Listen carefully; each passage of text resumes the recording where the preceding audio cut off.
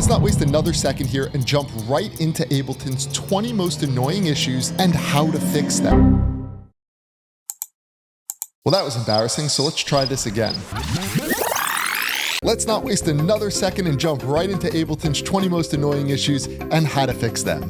This first one's a huge pain in the ass. If you ever realize that your automation stops working, make sure the re-enable automation button is off. If it's lit up orange, that tells you it's on and it's disabling your current automation. Why this happens, you may have tweaked something that was already automated and it then temporarily disables that automation you had. So click the orange arrow and you'll be back to your original automation that you had set. Are you pressing A on your keyboard and the automation screen is not showing? Look to the top right and make sure the computer Midi keyboard is grayed out and not engaged. That turns your typing keyboard into a piano and disables the A key from opening up your automation. Do you ever want to copy and drag a clip across your arrangement but not copy the automation? Locate this lock button and this will lock your envelopes, allow you to copy the clip but not the automation. Now let's say you want to record automation. You hit record, you start changing the parameter, and your MIDI notes disappear. Make sure MIDI overdub is turned on, and this will allow you to automate a parameter without it deleting the MIDI notes for that synth or instrument. Have you ever tried to click and drag to loop out an audio clip or a MIDI clip and it's just not working? In the clip view, make sure the loop button is engaged, and now you can click and drag the end of the clip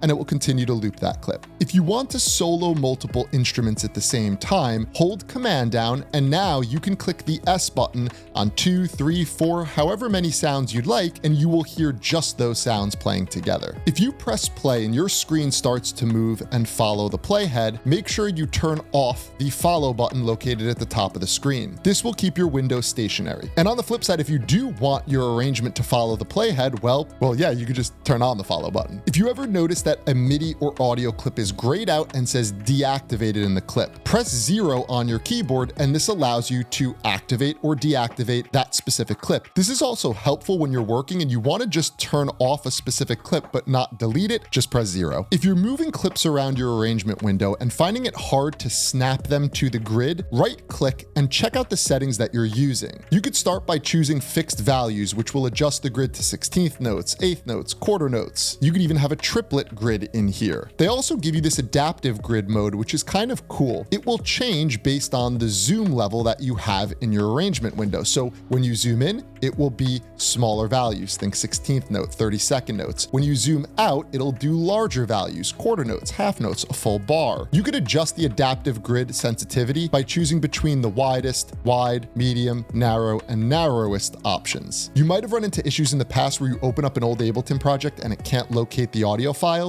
Get in the habit of using collect all and save instead of save as for your projects. What this does is creates a folder that has the project and all of the audio samples you used in that project together in one space. As you preview samples through the browser on the left side of your screen, you can adjust their volume using the preview Q parameter. This is great when you want to hear those samples or sounds at the same level as your production or mix. If you'd like to be able to hear the MIDI notes as you drag them through the piano roll, make sure you check off the MIDI editor preview. This is the headphone icon, and when it's lit up in a color, that tells you it's on. Have you ever wondered where the presets are for all the stock plugins and effects? Click the arrow next to its name, and that will open up all the presets for that plugin. If you look to the bottom right of your screen, you're going to notice there are 4 buttons. These will allow you to show and hide the inputs and outputs, the sends and returns, the mixer section, and the delay compensation for each track. If you're finding value in this video so far, it would legit mean the world to me if you like this video, subscribe to our channel. We really do love making these videos for all of you, and we want to help you grow as artists. The last thing we would want is for you to miss some of the amazing topics we have coming up. Okay, let's then hop into the Ableton preferences and go through a couple things. First, head over to the plugins tab, and you're going to notice there's an option that says auto hide plugin windows. You want to turn this off. By default, it's enabled and it's turned on, but this only allows you to see the plugins on the actual track that's selected. So let's say you had a spectrum analyzer on your master and simultaneously you want to open up Serum on another track and see the two at the same time. This would prevent you from doing that. Turn it off and you're good. You can look at as many plugins as you'd like. Next, head over to the Record, Warp, and Launch tab, and you're going to turn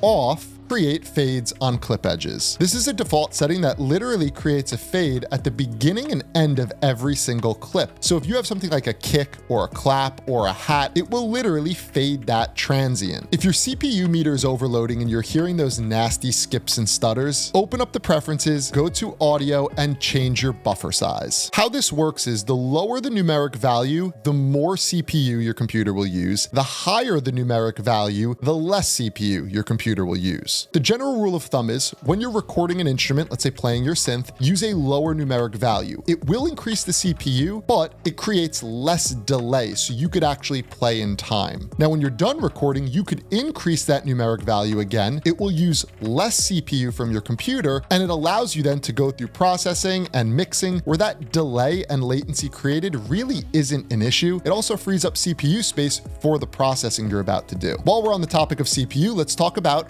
freezing your tracks. To do this, find a track that has heavy processing, right-click, and go to freeze track. This will temporarily create an audio file for that track and disable the actual plugins that are on it. And if you want to bring it back to edit some of those plugins, you could just hit unfreeze. It'll go back to the original MIDI version, and you have access to edit all those plugins again. At some point, you might have tried to export your song, and instead of doing the whole song, it only exports 10 seconds, a small snippet of that song. You need to make sure you're telling Ableton to export the whole song. So to do that, drag the loop in bar to the beginning of the song, the loop out bar to the end of the song, and then if you click inside that horizontal loop bar, it will highlight your entire track. Now, if you go to export, it's telling Ableton to export that entire highlighted area. And this brings us to the biggest issue on this list, the one that is literally slowing down your process the most. Because this one is so much more important than all of the others, it gets its own video. Tap the box on the screen right now. I'll meet you in that video where I'm going to help you break through this roadblock and get you producing and finishing music faster than you ever have before.